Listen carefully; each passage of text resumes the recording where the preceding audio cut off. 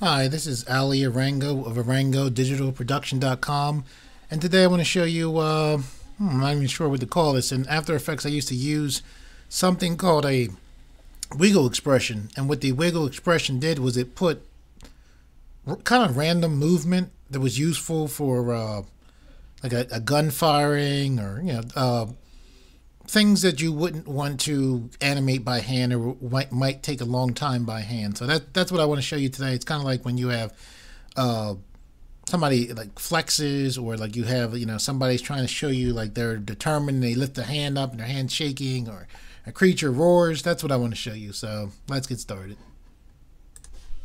Okay, what we have here is this very cool artwork by artist Wayne Reynolds. Guy does unbelievable artwork, and this is what we're going to use. And basically what I did already was, here we are in Gimp. This is Gimp 2.8. Gimp is a free open source program. You can just search for Gimp and download it. And Gimp is very similar to Photoshop. And basically what I have here is I have this image broken down into multiple pieces. So I'll show you here. So here is the kind of middle range image, I guess you would say, and then we have the main part of this dragon, and we're going to be using this the noise modifier, which is kind of like After Effects wiggle modifier on the jaw of this thing. Then we have the arm separated out just for some additional animation. Here is the tongue of the dragon separated out, and here's the jaw separated out, and here is the foreground, and this will just allow us to have some 3D depth in here. And with all of the images or layers of the images turned on, you can see here's the whole picture. So basically what I'm going to do now is export each one of these images as its own individual PNG into Blender.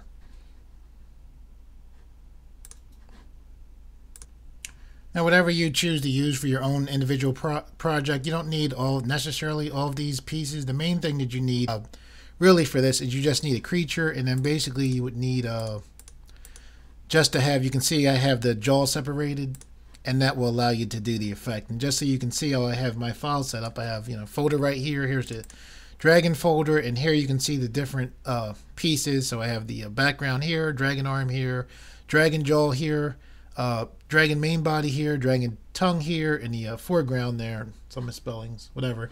But that's pretty much what you need, is just to export these individual layers out as PNGs.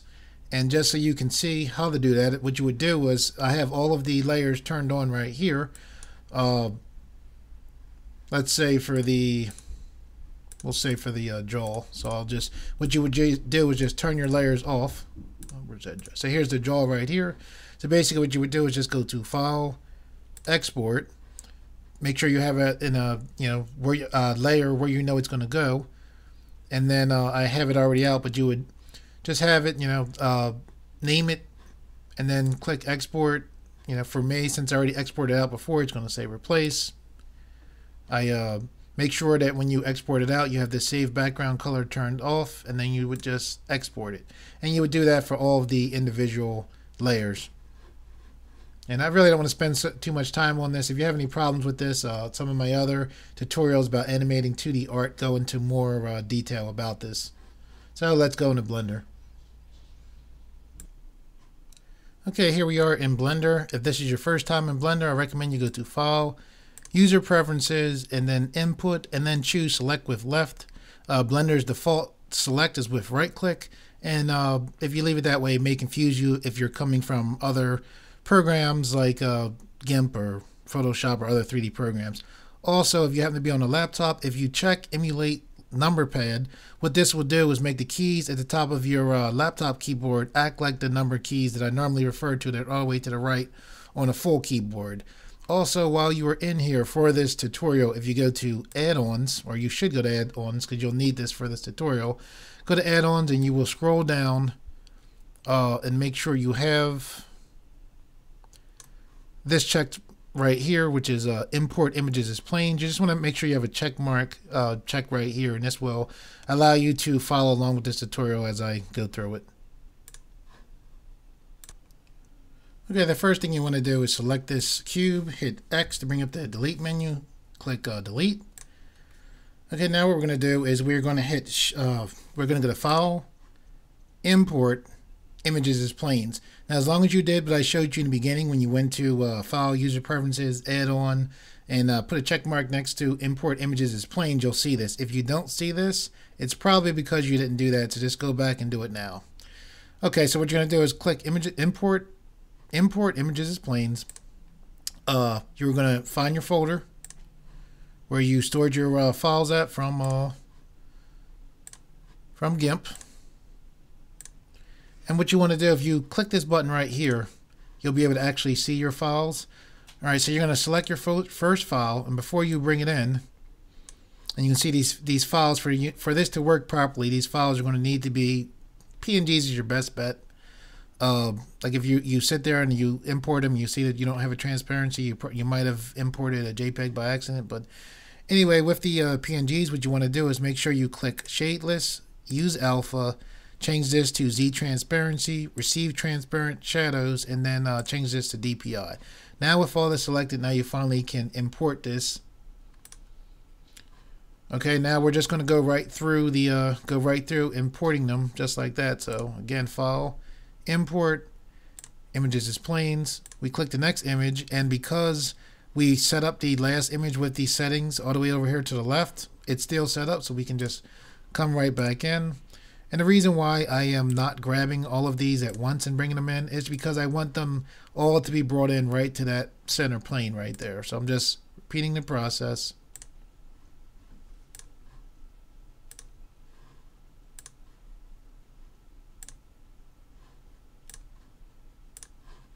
And this should be the last one. And again, the reason why I was able to come in and select these is because the settings, it remembers the settings from the first one. So there's 1, 2, 3, 4, 5, 6 that I should have brought in. So if we look right here, and this is where Blender shows you content right here. There should be 1, 2, 3, 4, 5, 6. Okay. Okay, even though we have the images in there, the reason why you can't see them yet is because Blender just typically brings the images in very small. So they're in here though, and you can see that they're in here from this panel right here. So what you're going to do is, with your mouse over this window, one of the things in Blender to remember is the shortcut keys that I say are dependent upon where your mouse is over. So if the mouse is over here and I say a shortcut key, it needs to be over here. If it's over here, like sometimes you'll be doing different things in Blender, you might have your mouse here and you'll try to hit the shortcut key and you're like, what's going on? It's because the mouse is the shortcut keys are dependent upon where your mouse is at. So with the mouse over this 3D port, what you're going to do is hit 1 on your number keypad, and then now we'll select the first plane we brought in. So we'll select it, we can see that the plane is selected here. We're going to hit the N key, to bring up this menu. Then what we're going to do is go up to the top. See this scale? This scale is a useful way of putting scale in, the scale in or changing the size of objects.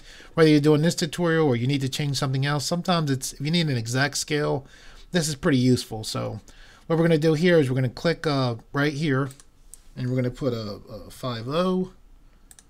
We'll click 5.0 again. And then now what we're going to do is hit R to rotate, then the X key to rotate on the X axis, and then 9.0. And then what that did is flip the first plane up. So now we can't see the plane, and the reason why we can't see the plane is because now we need to just scroll down in this N menu, and we're going to go to shading. We're going to change this multi-texture to GLSL, and we're going to click textured solid. So now you can see there's the first image there. And basically what we're going to do now is just repeat this process. But first, with this selected, I'm actually going to name this MIDI round.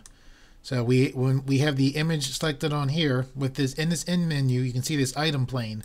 This is a good place to rename your file. So we're going to change this to mid. Well, I'll call it mid for the area in between the foreground and the background, kind of. I guess it is the background. I don't know, whatever. Actually, what the heck? I'll put BG for background.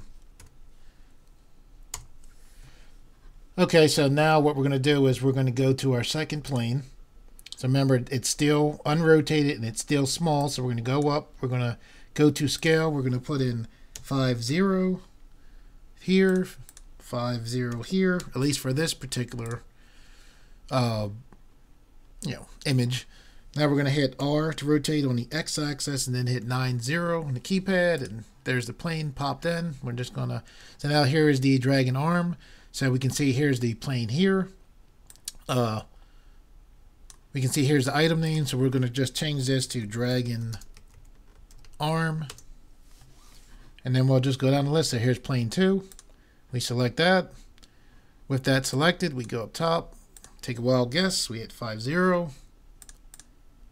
5, 0. And the reason why it works 5, 0 all the time is because we exported these out of Gimp and they were all the same size. And because we're using PNGs, even though we're not using the full body of the sheet, we only want the, like for the dragon arm, that part, it's, long story short, it works because it's all the same size. So anyway, with that scale up, now we're going to hit R to rotate on the x-axis and hit 9, 0 yet again. So there is the jaw of that dragon. So now we'll go and we will name this in the item menu just like before. Dragon Joel. Go to the next one. Go to scale. 5, 0. 5, 0. R to rotate on the x-axis, 9, 0. Here's the dragon's main body. So then we'll go to the item to rename it. Dragon main body. And we'll just continue right along. So we go to plane 4. Go to the top. Scale. Yes, I know it's repetitive. 5, 0. 5, 0. R to rotate in the x-axis, 9, 0. We can see that's the dragon's tongue, so we go down again. Name it dragon tongue.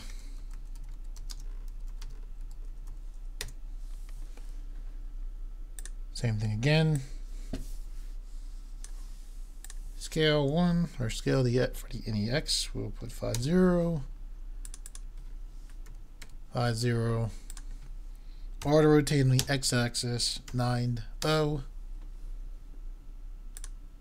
I believe that's the foreground. I'm just going to hold my middle mouse button, turn to the side just to make sure that that is the foreground, and it is. So we'll just go down to the item, name this foreground. And then I believe we have them all. Okay, so now what we're going to do is hit 1 on the number keyboard.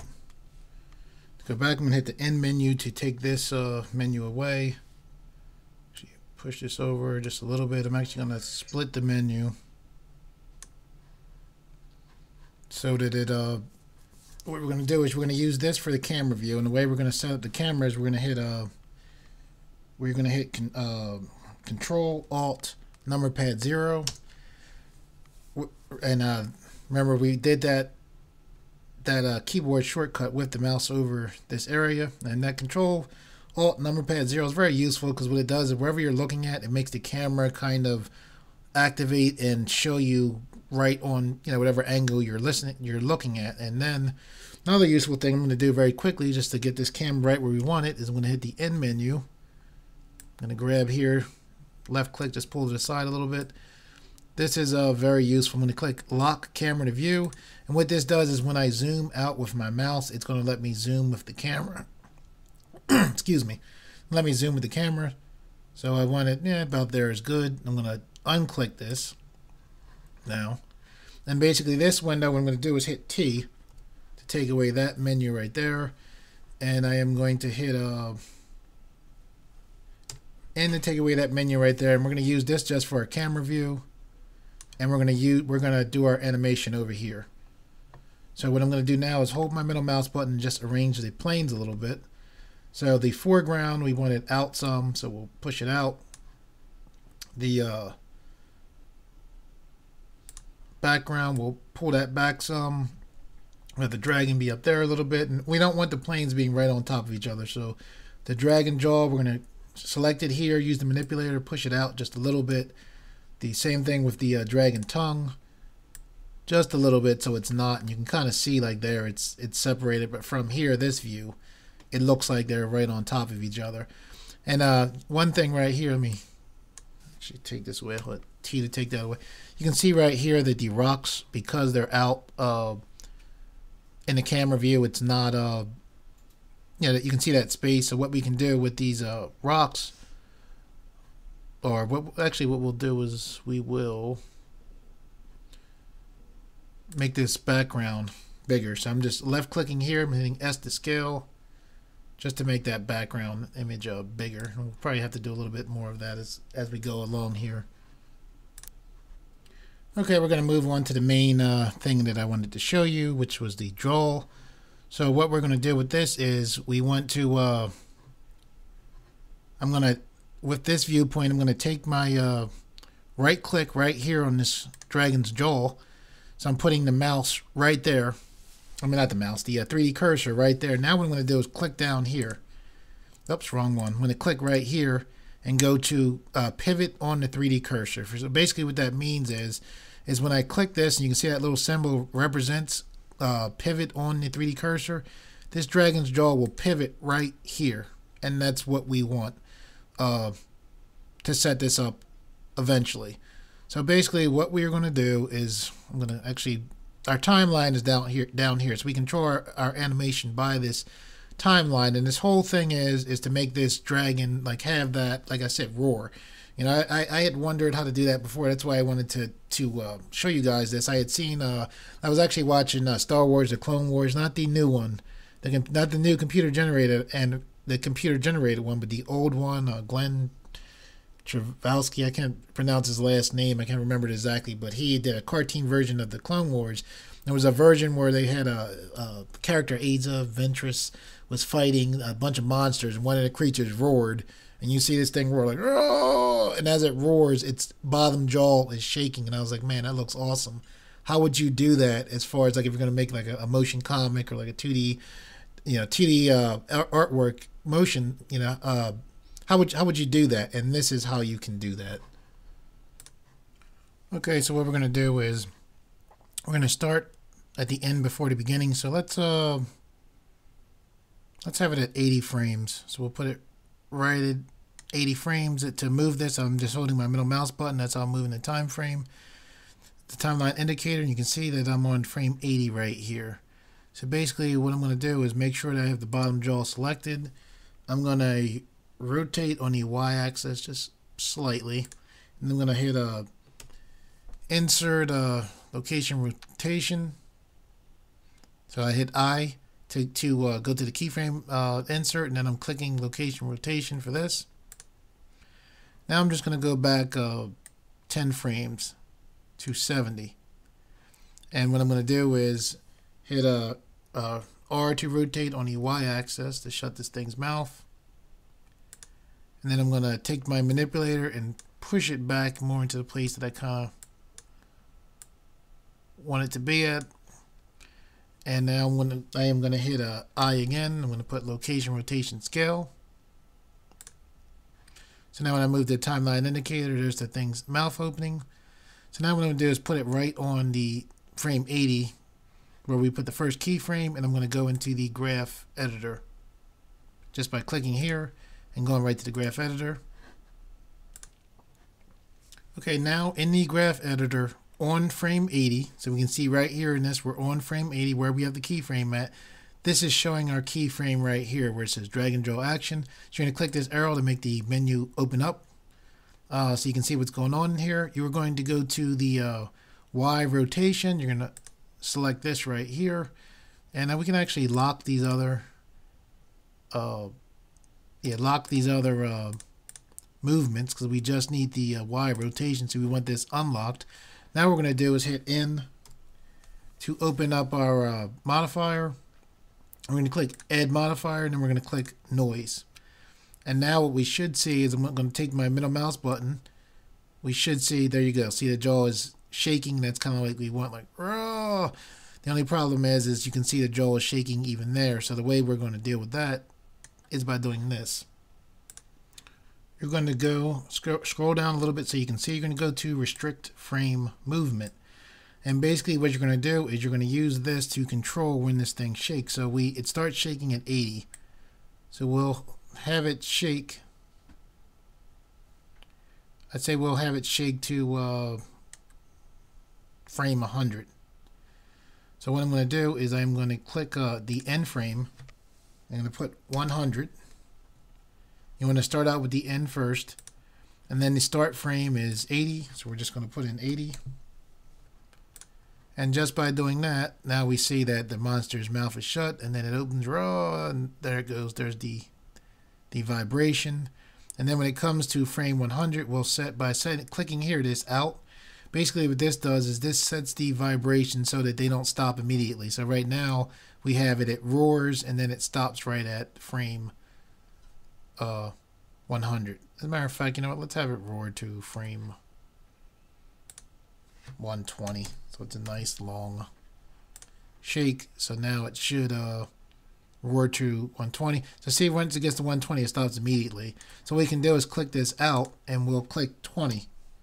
Now what this will do is this will make it shake, it like kind of calm down, like from its shake. So from 120 to 20 frames after that, the shake will calm down. So it shakes, and then you can see it kind of like coming to a stop 20 frames later. Well, it doesn't look like it's going for 20 frames, but let's try putting 50 in here and see what it does.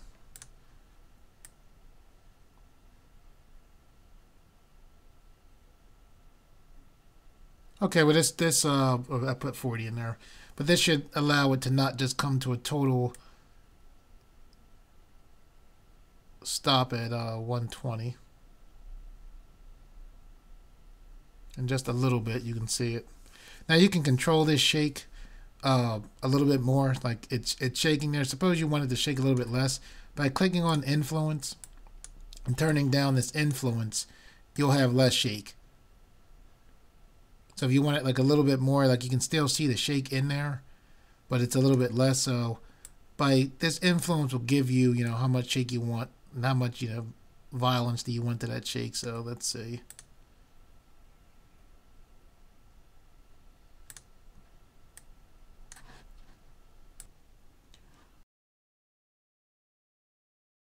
And anyway, I wanted to show you, you know, this is kind of like a supplement to the other tutorial, 2D animation tutorials I did recently. I just wanted to show you that. I thought that was pretty cool. So hopefully you guys got something out of this. Thank you for supporting this channel and viewing these tutorials. For all you guys who are new to this channel, if you like videos like this and this video in particular and you want to see more, please subscribe, and thank you for viewing.